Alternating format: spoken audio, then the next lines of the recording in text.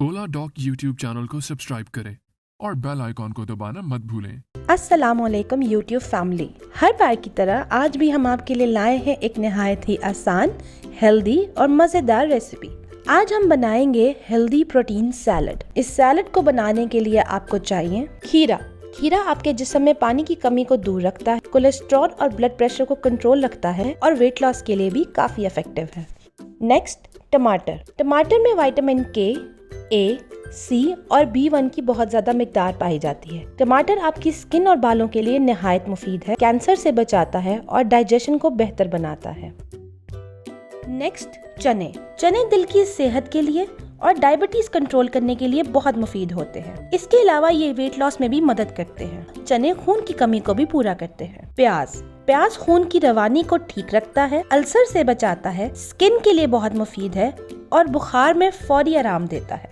अखरोट। अखरोट का रोजाना इस्तेमाल नींद को बेहतर बनाता है, डायबिटीज कंट्रोल रखता है और हड्डियों को मजबूत बनाता है। इसके अलावा हम इसमें डालेंगे धनिया, लीमू का रस, अदरक के पीसेस और हरी मिर्चें। इन तमाम चीजों को एक बोल में डाल के मिक्स कर लें। ये प्रोटीन सैलड ना सिर्फ आपके लिए सेहत बख्श है, बल्कि इससे आपके वजन में वाजिया कमी आएगी। ये प्रोटीन सैलड आपके ब्लड प्रेशर को कम रखता है, डायबिटीज कंट्रोल रखता है, हार्ट डिजीज से बचाता है और निज़ाम हजम को बेहतर बनाता है।